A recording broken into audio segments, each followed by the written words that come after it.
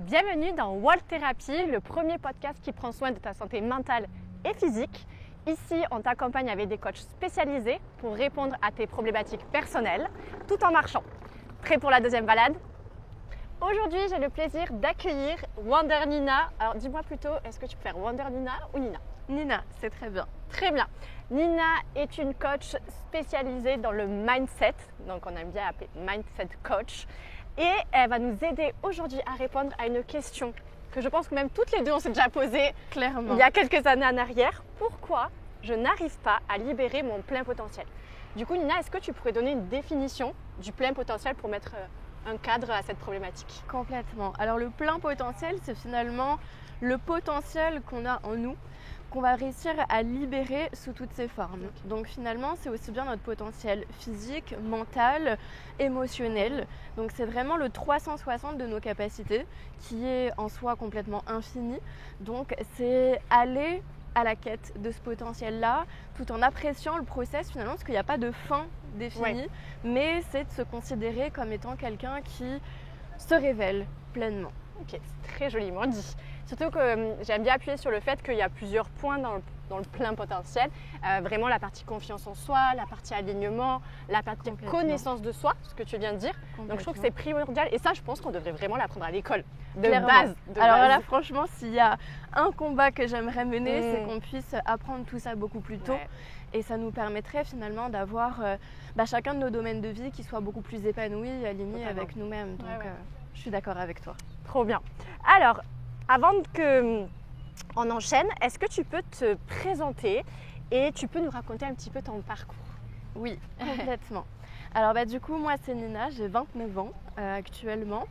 Je suis fille unique, j'ai grandi en région parisienne, dans une famille, on va dire, de classe moyenne. Mais j'ai connu quelques complications, on va dire, dans mon enfance, de par ma maman qui avait des soucis de santé. Donc on va dire que dès petite, j'ai été dans un climat assez anxiogène, je dirais, qui m'a poussée à grandir un peu plus rapidement que les enfants de mon âge. Et c'est grâce à ça, je dirais, aujourd'hui que finalement, j'ai commencé à me développer assez tôt parce que naturellement, ça m'a laissé quelques séquelles, je dirais. Bien évidemment, il y a eu d'autres aspects de mon parcours qui ont joué, mais quelque chose que j'aurais pu prendre comme finalement un échec ou une complication ou un challenge, un problème derrière lequel j'aurais pu me cacher pour me trouver des excuses, j'en ai fait clairement une force et je suis très heureuse d'avoir grandi dans ce contexte-là. Du coup, donc pas mal d'années de ma vie ont été assez challengeantes par rapport à ce contexte. Puis à la suite de ça, donc de mes 16 à mes 24 ans, j'ai été dans une relation très toxique pendant 8 ans. Donc une relation aussi qui a été hyper compliquée, dans laquelle j'ai eu beaucoup de traumas, de séquelles, dont un en particulier qui finalement m'a laissé un peu en stress post-traumatique pendant très longtemps. Et c'est clairement ce qui m'a mise en dépression. Donc en 2021, avec une accumulation de beaucoup de choses, de mon enfance en fait jusqu'à mes 25 ans, 25-26 ans, j'ai porté beaucoup de choses sur mes épaules. Donc mon enfance, cette relation toxique, le trauma que je portais de par cette relation toxique. Et j'étais aussi dans un CDI dans lequel je ne m'épanouissais pas du tout. Donc on va dire que ça a été un petit peu la goutte d'eau qui a fait déborder le vase parce que j'étais dans un environnement qui ne me plaisait pas du tout. Dans lequel je ne m'épanouissais pas et dans lequel j'avais beaucoup de pression parce que j'étais commerciale à ce moment-là, en plein période Covid. Donc beaucoup de pression sur les épaules pour faire du chiffre à un moment donné où tout est à l'arrêt. Donc il y a eu la goutte d'eau qui a fait déborder le vase en 2021. Et à ce moment-là, je prends conscience que je suis en dépression. Donc gros coup dur, gros échec. Mais consciente, parce qu'il y a des gens qui auraient pu être totalement dans le déni. Et c'est fou quand même que tu aies pu quand même à ce moment-là te dire là il y a quelque chose qui ne va pas. Alors c'est pas moi qui l'ai déterminé, c'est justement le médecin. Parce qu'à ce moment-là, du coup j'étais en procédure avec le travail pour pouvoir avoir une rupture conventionnelle qui m'était refusée. Donc il y a eu toute une procédure qui a été lancée avec la médecine du travail, etc. Donc pas mal de diagnostics ont été faits. Et c'est à ce moment-là en fait qu'on m'explique que je suis en dépression, chose que je n'accepte pas du tout. Donc clairement, si j'avais été seule à ce moment-là, je n'aurais jamais posé ce mot. Tu vois. Et finalement, il est dur quand même ce mot. Ah mais oui, je l'ai vécu comme un échec. Je comprends. Et ça, j'aimerais le souligner. Ça n'a pas du tout été facile pour moi d'accepter cette dépression. Et c'est ce qui a retardé mon process de guérison. Et c'est aussi en grande partie pour ça que je fais ce que je fais aujourd'hui, pour aider les femmes en fait à accepter leur process, à accepter leurs échecs aussi, qui n'en sont pas réellement finalement, parce que c'est juste une finalité qui n'est pas celle à laquelle on s'attendait. Et en l'occurrence, la dépression aujourd'hui que j'ai pu vivre m'a énormément aidée à me développer et à être celle que je suis aujourd'hui en fait, parce que sans cette dépression-là et sans tout ce que j'ai vécu avant, je ne serais pas là. C'est beau, très beau parcours. Merci. Et du coup, qu'est-ce qui t'a amené à aider du coup les femmes à se libérer justement de leur puissance personnelle? Parce que toi, tu as quand même vécu on peut appeler ça même un burn-out, je dirais quand même. Oui. Une dépression, un burn-out. Quel a été ce déclic de vouloir vraiment te lancer à 100% dans le coaching? Alors, il faut savoir que j'avais déjà pas mal de visualisations, de visions de ce que j'aspirais à faire depuis plusieurs années avant que je décide de me lancer. Et à cette époque, j'avais vraiment cette idée de révéler chez les gens leur puissance physique et mentale. Donc ça, c'est vraiment une mission qui m'habite depuis plusieurs années. Et je l'ai toujours ressenti au fond de moi parce que j'adore l'humain. J'adore aider l'humain, comprendre l'humain et m'intéresser en fait finalement à cette notion de potentiel qui pour moi est clairement infinie. En fait, toujours en apprendre davantage sur soi et ses compétences. Et pour moi, la première façon de pouvoir impacter du monde et aider du monde à révéler sa pleine puissance, c'était le coaching.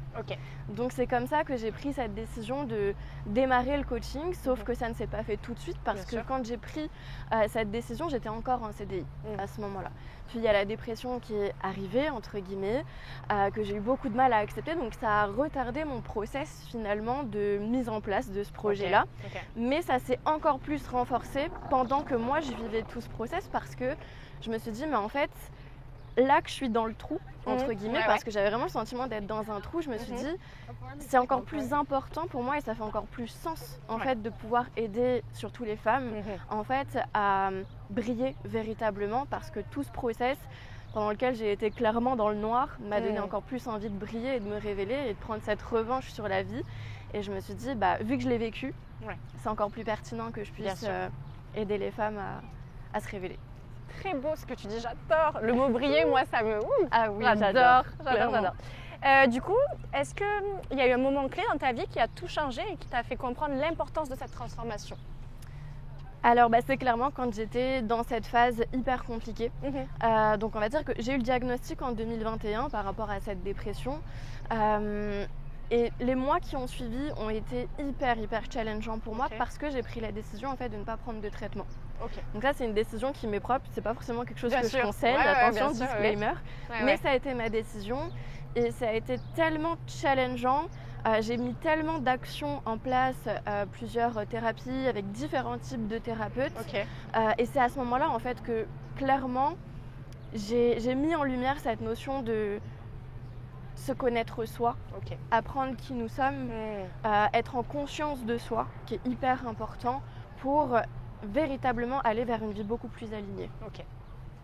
Très beau. J'ai une autre question pour toi. Pourquoi, à ton avis, il y a tant de femmes qui se sentent bloquées ou limitées dans leur vie? Alors, je dirais un manque d'alignement, clairement. Et par alignement, moi j'entends cette dynamique de cohérence. En fait, donc on entend plusieurs types d'alignement dans tout le contenu d'Eve Perso, surtout cette dynamique d'alignement entre le corps, l'esprit et l'âme, potentiellement, ou le corps, l'esprit et le cœur. Et ça, c'est quelque chose qui était souvent remis sur la table pendant mon process personnel. Et je me disais, ok, j'entends cette dynamique d'alignement, mais comment on va la chercher? Qu'est-ce que c'est en soi? Exactement. À quoi ça correspond? Et j'ai compris en fait que c'était une dynamique de cohérence. Trouver la bonne cohérence, le bon équilibre en fait entre qui nous sommes, ce qu'on veut et les actions qu'on pose. En tout cas, moi j'en suis arrivée à cette conclusion-là et c'est ce que j'enseigne du coup avec les femmes que j'accompagne, de vraiment trouver la bonne cohérence entre qui je suis, ce que je désire et ce que je fais. Et clairement, une fois qu'on vient connecter chacun de ces aspects-là, c'est ce qui nous permet en fait d'actionner, c'est ce qui nous permet d'avancer, c'est ce qui nous permet de, on va dire, chasser la procrastination qui n'est pas juste une histoire de flemme au passage, c'est souvent ce qu'on croit alors que finalement pas du tout. C'est bien souvent parce qu'il y a un manque de clarté sur ce qu'on désire véritablement, un manque de clarté sur qui on est, sur notre mode de fonctionnement, sur plusieurs facettes de nous-mêmes, parce que je considère aussi qu'on est des êtres un peu multifacettes et qu'il y a plusieurs versions de nous, il y a plusieurs aspects de nous. Et souvent, en fait, on n'a pas suffisamment de lumière là-dessus. C'est vrai. On ne comprend pas véritablement qui on est, on n'a pas suffisamment de conscience là-dessus. Et aussi, il y a la dynamique d'action à prendre en considération. On ne pose pas les bonnes actions alignées avec qui nous sommes et ce qu'on désire véritablement. Du coup, c'est là que ça bug.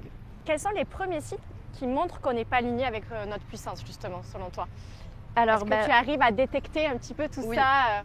C'est la procrastination, donc le manque de passage à l'action. C'est les doutes constants. C'est aussi les croyances qui viennent nous limiter et court-circuiter un petit peu notre process. C'est la peur de l'échec constant, c'est cette dynamique où je vais constamment donner du crédit aux autres aussi, plutôt qu'à moi-même. Et pour moi, ça, c'est clairement qu'il y a un manque d'alignement personnel. Parce qu'on va chercher constamment à l'extérieur, où on va donner plus de crédit à l'extérieur qu'à nous-mêmes. Alors que plus on vient mettre le curseur sur l'intérieur, au plus l'extérieur bouge, en fait, finalement. Oui, parce qu'après, tout fait sens dans le sens où même dans tes relations avec les autres, ta relation avec toi-même, je trouve que ça, tout s'aligne pour le coup. Exactement, c'est ça. Je pense que ce mot, vous allez l'entendre tout le long. Ça fait partie des principes même de ce podcast. Comment identifier si nos blocages viennent de nous ou plutôt de l'environnement autour? Alors ça, c'est une bonne question. Parce que c'est assez challengeant de faire cette analyse-là. Mais je dirais que la plupart de nos blocages viennent de nous-mêmes, clairement.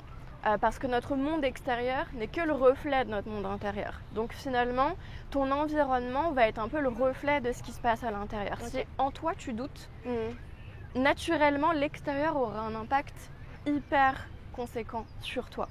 Alors que si intérieurement tu es convaincu de qui tu es, de ce que tu veux et des actions qui sont bonnes pour toi, ton environnement aura beaucoup moins d'impact. Je ne dis pas qu'il n'en aura pas parce que l'environnement, mine de rien, a toujours un impact. On est la somme des 5 personnes qui nous entourent et qu'on côtoie le plus. L'environnement géographique aussi dans lequel on se trouve va avoir un impact sur nous énergétiquement et même sur plein d'autres aspects. Donc clairement, ça a un impact, mais au plus il y a un alignement intérieur, au plus il y a une conscience de soi et une confiance en soi, mais surtout une bonne estime de soi, au moins l'environnement extérieur a un impact sur nous. Donc je dirais finalement, c'est hyper important de mettre le curseur sur soi pour venir comprendre en quoi est-ce que l'extérieur vient nous challenger, vient nous bloquer. Pourquoi est-ce qu'on donne du crédit aux personnes qui sont autour de nous? Pourquoi on en donne autant finalement aussi? Tu vois, c'est bien souvent parce que parfois il y a un manque de confiance en soi. Donc on laisse l'extérieur nous bloquer. Je vois. En fait. Et des fois même malheureusement, il y a des personnes qui ne sont pas spécialement conscientes aussi que ça vient de l'intérieur. Et je trouve ça juste que tu en parles et que justement tu mettes le point dessus. Et j'aime beaucoup cette notion de curseur.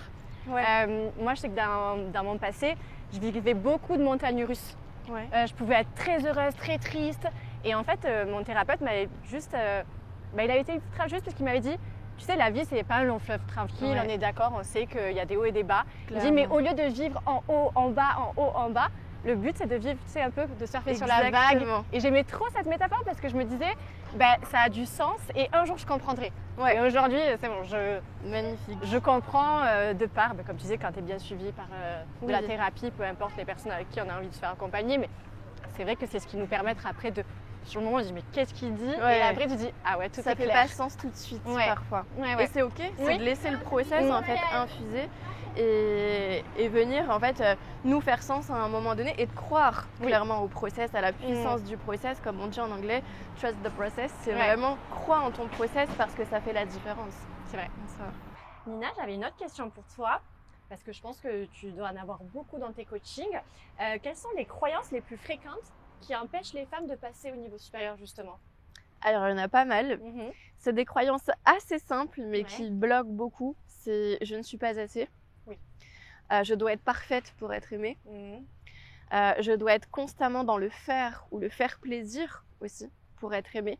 Donc ça, ce genre de croyance-là, en fait, ça implique le fait qu'on soit face à des femmes qui soient constamment dans l'action et pas suffisamment dans l'être. Ok, oui. Alors que pour aller dans cette dynamique d'alignement, c'est hyper important d'être aussi beaucoup dans l'être, se connecter à sa personne, à son être, avant d'être connecté à l'action. Okay. Du coup, quand on est drivé par une croyance comme je dois faire ou faire plaisir pour être aimé, ça implique beaucoup plus cette dynamique d'action. En tout cas, c'est les principales croyances que je retrouve moi chez les femmes que j'accompagne. On va avoir aussi tout plein d'autres petites croyances racines, ressources qui sont tout au fond, qui vont quand même rentrer en faveur de la coachée, mais les croyances limitantes aujourd'hui, elles sont parfois tellement profondes et tellement inconscientes que ça peut être challengeant même de les déceler. Ok, oui. Donc ça aussi, il faut savoir le mettre en lumière. Surtout quand on est seul dans son process, c'est pas évident en fait de mettre en lumière quelles sont les croyances qui nous limitent. Mais pour aider, en tout cas les femmes qui nous écoutent, pour essayer un petit peu de les déceler, c'est de se remémorer un petit peu toutes les phrases qu'on a pu régulièrement nous dire dans notre enfance ou dans notre adolescence, qui auraient pu nous conditionner, qui auraient pu en fait avoir un impact considérable dans notre réalité aujourd'hui. Ou alors, si c'est pas des phrases qui nous ont été constamment répétées, peut-être une phrase qu'on nous a dit une fois, mais à laquelle on a associé une émotion tellement forte qu'en fait on l'a véritablement ancrée. Donc c'est un petit peu. Et c'est là que ça rentre après dans la partie un peu plus inconsciente. Oui. Et que du coup tu peux avoir des schémas répétitifs ou. Oui. Clairement. Après, les croyances, la plupart du temps, elles sont vraiment dans l'inconscient. C'est pour ça que c'est hyper challengeant en fait de les mettre en lumière, sauf qu'elles déterminent clairement notre réalité. Bien sûr. Ouais. Et c'est ça en fait que j'essaye de transmettre à mes coachés au maximum, c'est qu'en fait toutes les croyances qu'on va avoir et qu'on va entretenir, elles déterminent considérablement notre réalité. Parce que le process entre croyances et réalité, c'est que nos croyances engendrent nos pensées engendrent nos émotions engendrent nos comportements et nos actions notre réalité. Donc en fait la racine de tout, c'est nos croyances. Donc si on est hyper bloqué dans notre situation, c'est très probablement qu'il y a une croyance. Qu'il y en a une qui est bien ancrée. Exactement. Ok, ça marche. Justement, est-ce que tu as des exercices concrets que tu recommandes pour reprendre son pouvoir et justement identifier ces blocages, ces croyances qu'on a? Alors l'exercice que j'ai donné juste avant, où en fait on pourrait venir lister les phrases qu'on nous a souvent répétées dans l'enfance ou des phrases qui nous ont marquées. On pourrait aussi venir lister un peu nos peurs. Parce que les peurs sont aussi souvent connectées à des croyances.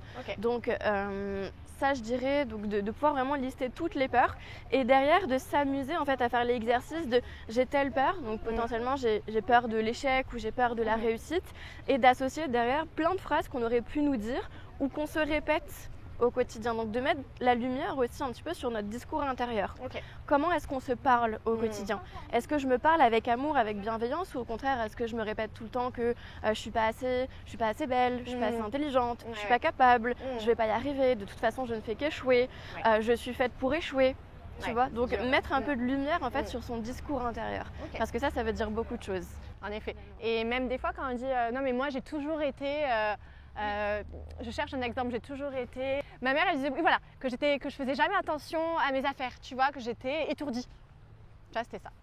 Et donc du coup, tout le jour, j'oubliais toujours quelque chose quelque part, j'oubliais toujours un petit objet. Alors du coup, je sais pas, c'est parce qu'on m'avait dit parce que j'étais toujours étourdie ou parce que je voulais qu'on pense à moi. Tu sais, genre je me suis posé plein de questions, tu vois. Mais voilà, donc ne croyez pas que c'est parce qu'on vous a dit que vous étiez de telle ou telle manière quand vous étiez plus jeune. C'était le prisme de votre maman ou de votre papa peut-être qui vous l'a mis sur vous, mais ça ne vous appartient absolument pas. Exactement. Et ce qui est magnifique, c'est qu'on peut mettre ce qu'on veut derrière le « je suis ». Je décide ce que je place derrière le « je suis », parce que derrière le « je suis », c'est mon identité. Donc, est-ce que j'ai envie de me considérer comme quelqu'un d'étourdi? Donc, si je me répète que je suis étourdi, en fait, j'en crée ma réalité et mon identité. Mais je peux décider ce que j'ai envie de mettre derrière le « je suis ». Donc, à la place, je peux me dire que je suis intelligente, je suis belle, je suis rayonnante, je suis capable, je suis faite pour réussir. Et c'est ça qui est puissant, parce que les croyances aussi, on peut les mettre en lumière avec tout ce qu'on met derrière le « je suis ». Et ça va un petit peu avec cette notion de discours intérieur, l'histoire qu'on se raconte, comment est-ce qu'on parle de nous, comment est-ce qu'on se qualifie au quotidien, qu'est-ce qu'on met derrière le « je suis » en fait. Et c'est surtout que l'humain fait tout pour donner raison à ses croyances. Parce que nos croyances, c'est ce qu'on considère comme étant vrai. Et au-delà d'être juste notre vérité, il y a une part de nous qui considère ça comme étant la vérité. Alors qu'absolument pas, hein, clairement. Donc c'est aussi, tu vois, important de souligner le fait que on va, quoi qu'il en soit, faire en sorte de donner du crédit à nos croyances. Sauf que la plupart du temps, nos croyances, elles sont dans le subconscient, dans l'inconscient. Alors que 95% de nos actions, elles sont gérées par notre inconscient. C'est énorme. C'est-à-dire que la plupart des actions qu'on pose, de nos réactions, de nos pensées, de nos mots, etc., c'est géré par le subconscient, c'est géré par l'inconscient. Et dans tout ça, il y a les croyances. Donc si on ne met pas suffisamment en lumière les croyances qui nous limitent aujourd'hui, eh bien, c'est problématique parce que ça implique que notre réalité, elle est impactée négativement. Très bien, très juste tes mots.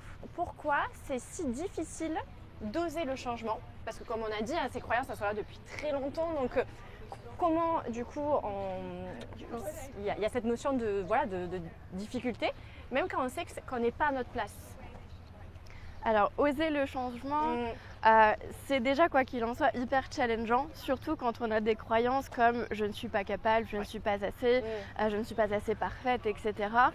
D'oser sortir de sa zone de confort, déjà de manière générale, c'est challengeant, mais quand on a ce genre de croyances, ça l'est d'autant plus. Mais je dirais en fait d'accepter de ne pas être dans la perfection, d'accepter finalement d'avoir droit à l'erreur, de se laisser une marge de manœuvre, et c'est surtout que en fait, c'est dans l'action qu'on apprend, qu'on apprend le plus. C'est hyper important d'être connecté à soi et de se rendre compte en fait de ce qui se passe intérieurement. Mais la véritable évolution, on va la chercher grâce à l'action. Je ne sais pas pour toi, mais en tout cas, moi, personnellement, toutes les situations que j'ai considérées comme des échecs à un moment donné, c'est finalement les situations qui m'ont le plus appris. Oui, bien sûr. Et c'est parce que j'ai actionné, c'est parce que j'ai testé.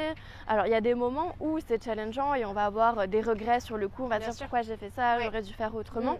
Mais avec du recul, on se rend toujours compte que c'est grâce à ça qu'on évolue. Donc, je dirais que c'est important en fait de se rappeler que c'est grâce à l'action qu'on évolue considérablement. Donc, vaut mieux fait que parfait et pas fait. Donc moi je suis très perfectionniste, donc je comprends ce que c'est à 100%. Très souvent j'ai tardé, même encore aujourd'hui, c'est quelque chose qui vient parfois me court-circuiter un petit peu, d'avoir ce besoin en fait d'aller chercher de la perfection ou que ce soit hyper bien fait, et du coup je retarde mon passage à l'action, sauf que finalement pour aussi se rassurer, on peut se dire ok, quelles sont toutes les fois où j'ai pu passer à l'action alors que c'était pas parfait, alors que j'étais pas prête, alors que c'était pas prévu et que j'ai réussi. Ça aide en fait à booster la confiance aussi, et de se dire en fait il y a plein de fois où j'ai osé, il y a plein de fois où j'ai testé et j'en tire quelque chose d'hyper bénéfique. Complètement. Moi je dis toujours que chaque chose arrive pour une raison.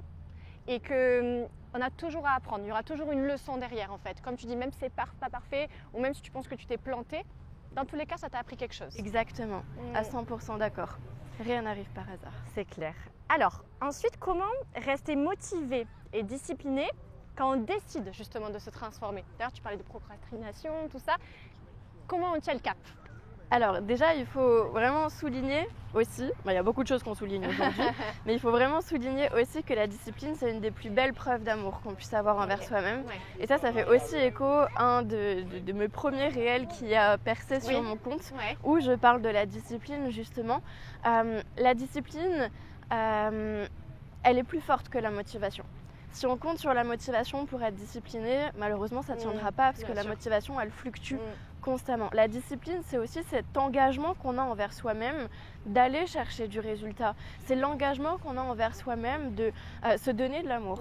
Et moi, je parle souvent de cette dynamique de est-ce qu'en prenant telle décision, en faisant tel choix ou en posant telle action, je me donne de l'amour. Et se donner de l'amour, en soi, c'est pas juste je me berce d'illusions et je suis dans le monde des bisounours, mais c'est en fait je fais ce qu'il y a de meilleur pour moi. Et être discipliné en soi, c'est pas toujours je me donne de l'amour et je suis toute gentille avec moi, c'est que en fait je me lève de mon lit le matin parce que je me suis engagée envers moi-même à aller à la salle de sport ou à faire telle ou telle chose parce que je sais que c'est bon pour moi.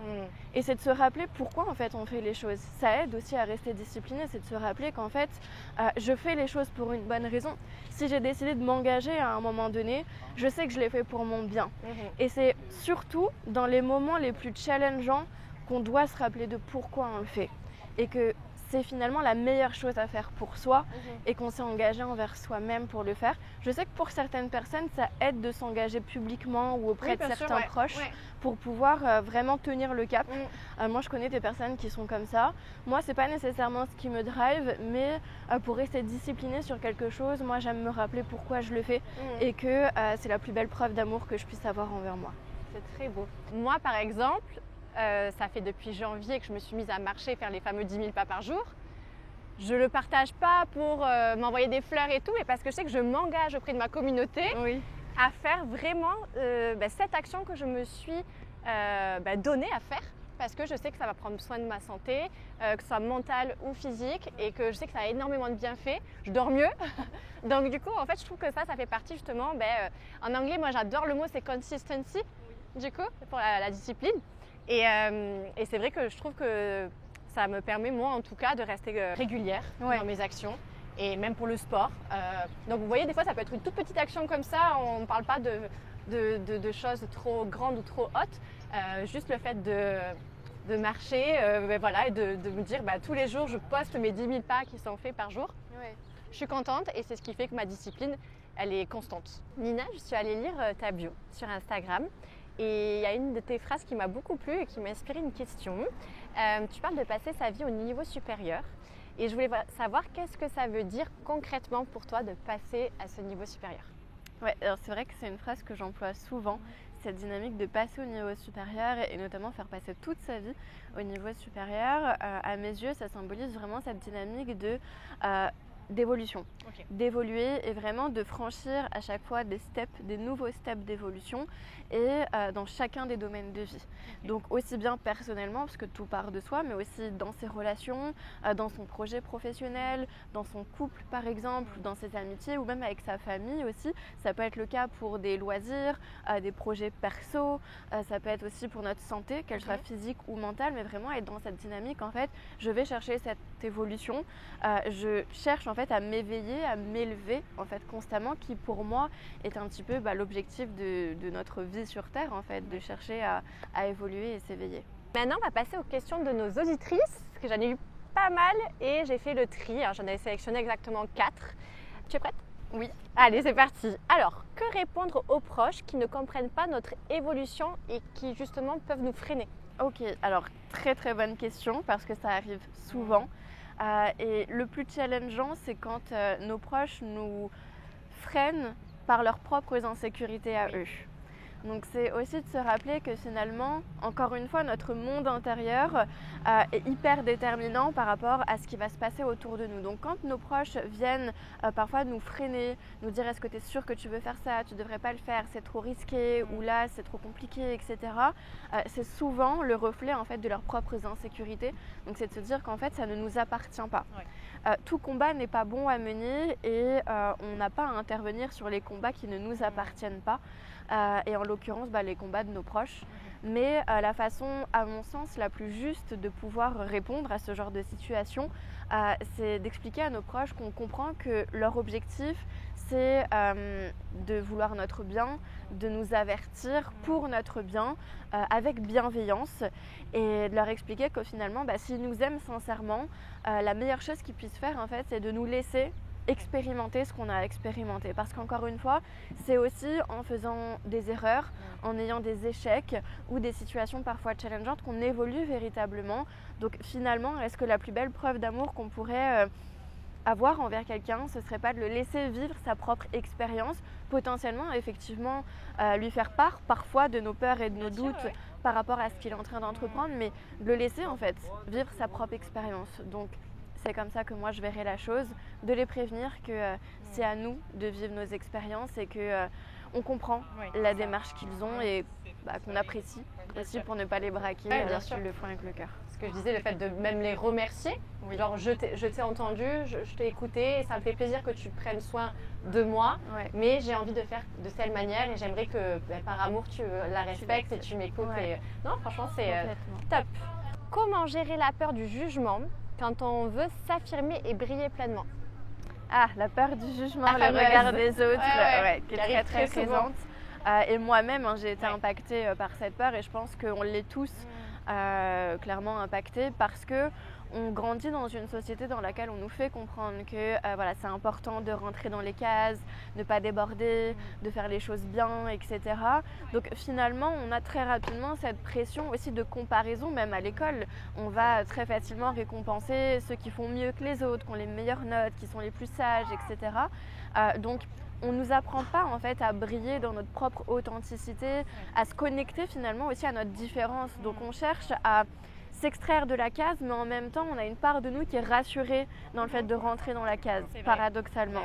Donc, il y a une clé aussi, moi, que j'aime mettre en avant, c'est cette dynamique de, si tu ne veux pas être impacté par l'aspect négatif du regard des autres, apprends à te détacher des compliments, du positif du regard des autres, parce que on a tendance à vouloir prendre le positif, donc tous les compliments de t'es génial, t'es extraordinaire, c'est super, mais on ne veut pas prendre le négatif. Alors que finalement, tant qu'on va donner du crédit au positif, ce sera hyper challengeant pour nous de faire une croix sur le négatif parce que les deux vont ensemble. Donc je dirais d'apprendre à se détacher même des compliments et de se dire que finalement, notre authenticité, elle passe par le fait d'assumer qu'on peut être différent, qu'on peut prendre des chemins différents, qu'on peut prendre des décisions différentes qui ne rentrent pas nécessairement dans le moule en fait. Et ça passe aussi par l'estime de soi, donc prendre conscience qu'on a de la valeur à être tel qu'on est, à croire en ses propres capacités et à être dans cette dynamique de je sais pourquoi je le fais, encore une fois, ce fameux pourquoi, de redonner du sens à son process et de ne pas oublier véritablement ce qui nous tient à cœur. Et le plus important, en fait, c'est de le faire parce que ça nous fait sens, clairement. Bon, comme vous pouvez le voir, avec Nina, aujourd'hui, la météo nous joue des tours. On a été accompagné des nuages, on a été accompagné du soleil, du vent et maintenant nous avons la pluie. Donc, on a fait la totale. La météo veut qu'on se rapproche, on est de plus en plus proches toutes les deux. Très proxy. Voilà. Mais ça prouve bien qu'on avait vraiment envie de faire ce podcast et que c'est hyper authentique, hyper naturel. Exactement. Du coup, il me reste 2 questions avant de conclure. Alors, quel est le plus grand changement que tu as vu chez les femmes que tu accompagnes ou que tu as accompagnées? Ok. Alors, c'est clairement la prise de conscience de la valeur personnelle qu'elles peuvent avoir. C'est vraiment ce sur quoi je travaille le plus, cette dynamique de je prends conscience de ma valeur, je considère être la personne la plus importante de ma vie et j'agis en conséquence.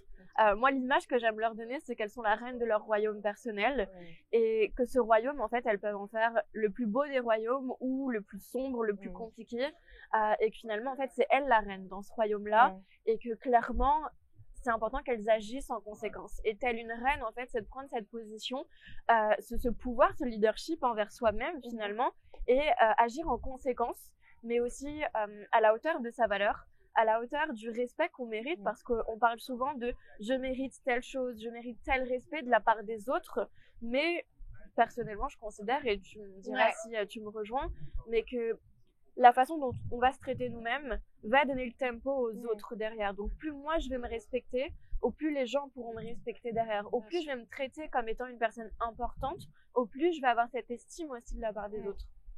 Donc finalement, c'est vraiment cette dynamique de prendre conscience de sa valeur et j'ai des résultats qui sont juste incroyables par rapport à ça. Je coach des femmes qui parfois sont dans des relations compliquées, ont du mal à prendre leur place dans leurs projets professionnels, sur les réseaux sociaux ou dans leurs relations de couple aussi parfois, voire même dans leur famille. Et finalement, de par le fait qu'elles prennent conscience de leur valeur, elles arrivent à s'affirmer et ça a un impact aussi très positif avec l'environnement dans lequel elles sont parce que finalement, apprendre à s'aimer, apprendre à se prioriser, c'est pas juste de l'égoïsme où je pense qu'à moi, mais ça a un impact aussi hyper positif pour nos relations. Je suis d'accord. Ouais, ça fait sens ce que tu dis parce que moi j'ai quelqu'un dans ma famille qui en ce moment me disait ça, il me disait oui mais si je prends soin de moi, je suis égoïste. Et moi, même si j'ai on va dire les compétences, les mots, je pense que comme je suis proche de cette personne, il ne l'entend pas et je lui souhaite, je sais qu'un jour ça va arriver et qu'il va prendre soin de lui. Mais c'est vrai que ce mot égoïsme, c'est fou de le mettre dans une connotation négative, voilà. Alors que je trouve que non, justement, c'est un beau cadeau de prendre soin de soi, d'aller en thérapie, d'être accompagné. Je trouve que c'est le plus beau cadeau qu'on peut se faire, d'investir sur soi. Ouais. C'est le plus bel investissement finalement parce que c'est un investissement pour toute une vie. C'est trouver des clés, les ajouter à notre trousseau et avoir des clés en fait avec nous pour ouvrir toutes les portes qui sont fermées devant nous. Donc clairement c'est. Mais j'ai beaucoup aimé la métaphore du royaume.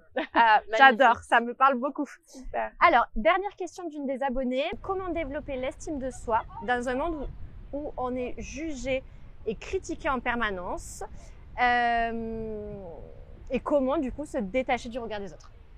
Alors, ça répond un petit peu aussi à ce que j'ai évoqué juste avant, mais c'est apprendre déjà à se détacher aussi des compliments. Oui. Ça, vraiment, c'est hyper important pour se détacher des critiques et de tout ce qui est négatif. C'est apprendre à se détacher aussi du positif, bien que ce soit hyper plaisant d'avoir des gens qui nous complimentent, qui nous apportent beaucoup de positif. Je pense que voilà, ça fait toujours plaisir. Le but, c'est pas de le rejeter, mais d'apprendre en fait à le prendre avec moins de sérieux et moins le considérer comme étant forcément vrai. Parce que si je considère que les gens ont beaucoup de crédit quand ils me font un compliment, naturellement je vais considérer qu'ils ont beaucoup de crédit quand ils me font une remarque négative. Donc c'est apprendre à se détacher de ça, et je dirais aussi encore une fois, de se connecter pleinement à son plein pouvoir, à cette dynamique de je suis la personne la plus importante de ma vie, donc finalement ce que les autres pensent de moi n'est que subjectif, ça leur appartient. Et ce n'est pas nécessairement à moi. Le plus important, c'est ce que moi je pense de moi, la façon dont moi je décide de vivre ma vie. Bien évidemment, dans le respect d'autrui, ça c'est hyper important, et le respect, ça fait clairement partie de mon système de valeurs. Donc le but, c'est pas de penser qu'à soi et de bafouer tout le respect ou la bienveillance envers d'autres personnes, mais de se rappeler qu'en fait, clairement, c'est pas les autres qui payent nos factures, c'est pas les autres qui vivent notre vie à notre place, c'est pas les autres qui vont venir nous sauver quand on sera à terre, bien que beaucoup de gens vont prétendre être là, mais en réalité ils vont être là surtout pour nous regarder, et c'est pas eux qui vont nous sauver, personne ne viendra nous sauver. Donc c'est important en fait de se rappeler que on est la personne la plus importante de notre vie, d'agir en conséquence, de prendre sa place déjà dans son rapport à soi-même. Ça permet aussi de prendre une meilleure place dans son environnement. Au plus je vais prendre mon propre leadership envers moi, donc ça passe par la discipline, le fait de m'engager, de poser les bonnes actions en adéquation avec ce que je désire, de poser les bonnes actions en adéquation avec la personne que je suis et le respect que je considère mériter, ou la valeur que je considère avoir, ou la façon dont j'aimerais que les autres me traitent. C'est avoir ce leadership-là, ne serait-ce que moi envers moi, pour justement en fait que l'environnement extérieur vienne aussi s'aligner à tout ça. Et on parle encore d'alignement, c'est que ça vienne en fait rentrer en cohérence avec la façon dont moi je me traite. Si moi je me dénigre, si moi j'ai pas confiance en moi, si moi je ne m'estime pas, je ne me respecte pas, je ne tiens pas à mes engagements, naturellement en fait je vais m'accorder tellement peu de crédit que je vais accorder tout le crédit à l'extérieur en fait, parce que je vais venir combler avec l'extérieur le vide que je vais avoir intérieurement. Ok.